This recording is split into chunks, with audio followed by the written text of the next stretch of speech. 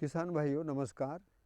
आज हम चर्चा करेंगे कि सम्मानजनक तरीके से खूब पैसा कमाने का जरिया जैविक खेती कैसे बन जाती है। हमने अपनी ज़िंदगी में जीते ही इसको देखा है कि एक दौर था कि जब हम केवल छोटी मोटी लागत और बाज़ार की बात करते हुए खेती करते थे तो खेती में कोई आमदनी नहीं थी। लेकिन जब खेती को सही समझ के करने का एक आधार बन गया तो पता लगा ये खेती तो परंपरागत तरीके से बहुत ज़्यादा बेहतर खेती है और बहुत ज़्यादा सरल खेती है और बहुत ज़्यादा आमदनी की खेती है। क्या करें, इसके 4 घटक हैं। इन 4 घटकों को कैसे देखते हैं हम लोग? सबसे पहले देखते हैं कि हम लागत हमारी कम से कम हो, बाज़ार में हम बिल्कुल ना जाएं और हम छोटी मोटी आवश्यकता के लिए ही बाज़ार में जाएं, बल्कि अपनी खेती की जितनी भी ज़रूरतें हैं उनको खेत में ही तैयार करें या अपने परिवार के साथ मिलकर तैयार करें। जैसे छोटा मोटा कोई खाद की आवश्यकता है या बीजों के संरक्षण की बात है, खेती के अंतर क्रियाओं की बात है, तो कोशिश ये करें कि हम परिवारों के साथ जुड़कर ही इस कार्यक्रम को पूरा करें। दूसरी बात इसमें ये आती है कि उत्पादन का जो प्रबंधन है, यदि लागत कम हो जाती है और हम उत्पादन को गिरने नहीं देते हैं बल्कि उत्पादन बढ़ जाता है, उसका आधार क्या है कि कई फसलों को साथ साथ लगाने का तरीका जब हम सही मौसम के हिसाब से और सही दूरी के नियम से उसको लगाते हैं तो हमारा उत्पादन, सतही उत्पादन बढ़ जाता है। एक खेत में जहाँ पहले हम एक फसल लेते थे या साल भर में 2 फसल लेते थे, अब वहाँ पर 10-12 फसल ले सकते हैं। इसके आधार पर दूसरा चरण ये आता है कि हमको अपनी क्वालिटी की जिम्मेदारी कैसे बतानी होती है कि हमने जैविक पैदा किया है या हमने प्राकृतिक पैदा किया है या हमारे जो खाने पीने की चीज़ें हैं उनमें बहुत ही अच्छी गुणवत्ता है। तो उसकी गवाही के लिए भारत सरकार के द्वारा एक प्रमाणीकरण प्रक्रिया चलाई जाती है और किसानों के लिए बहुत ही सरल प्रक्रिया का नाम है PGS India organic certification programme.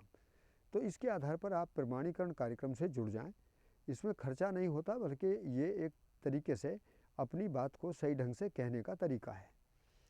इसके साथ साथ तीसरा तरीका यह है कि जब हम अपने अनाज को, दालों को, सब्जियों को या कोई भी उत्पादन करते हैं तो उसको यदि हम उसमें वैल्यू एडिशन की बात करें, वैल्यू एडिशन का मतलब है उसकी गुणवत्ता को संरक्षित रखते हुए और उसको हम उपभोक्ता के लिए उपयोगी वस्तु के रूप में बदल देते हैं।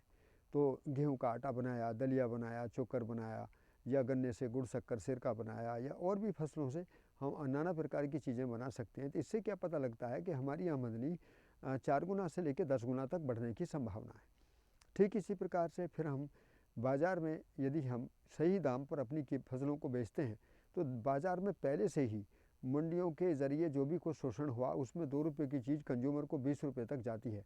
तो वहाँ भी बाज़ार व्यवस्था में एक बहुत बड़ा गैप है। इसलिए जैविक उत्पादन को महंगा बेचने की कोशिश ना करें, लेकिन साथ यदि समानांतर हम उत्पादन के छोटा मोटा सम्मानजनक पैसा 10-5% अधिक लेने की कोशिश करते हैं तो कोई बुरी बात नहीं है।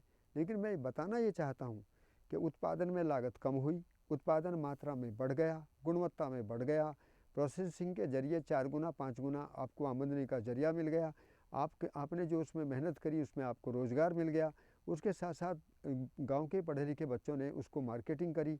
तो इन सब चीज़ों में हर कदम पर पैसा बढ़ता हुआ चला जाता है। भारत सरकार के द्वारा जो फार्मर प्रोड्यूसर कंपनी बनाकर इस कार्यक्रम को बढ़ाए जाने की बात कह रहे हैं, जो की गई है, उसको किसान भाइयों को समझने की ज़रूरत है कि ये समानांतर किसानों की ही कंपनी होगी और कंपनी के मालिक भी किसान होंगे।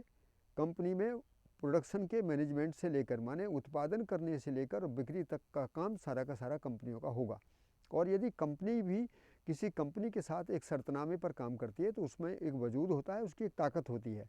व्यक्तिगत किसान, और दुर्भाग्य है कि देश में छोटे छोटे किसान हैं और वो भी संगठित नहीं है, किसानों में भी इस बात की पूरी जानकारी नहीं है। तो ऐसी स्थिति में हम लोगों को अब खेती में बदलाव की ज़रूरत है। और मैं बाद में फिर यही बात कहूँगा कि किसान भाइयों, इस समय जैविक खेती सम्मानजनक ढंग से भरपूर पैसा कमाने का एक सबसे उत्तम तरीका है। और वास्तव में अब समझ में आया कि हमारे पूर्वज जो खेती को उत्तम बोलते थे, उत्तम का मतलब यही है कि हम प्रकृति की व्यवस्था को समझकर ही खेती करें। सभी को नमस्कार।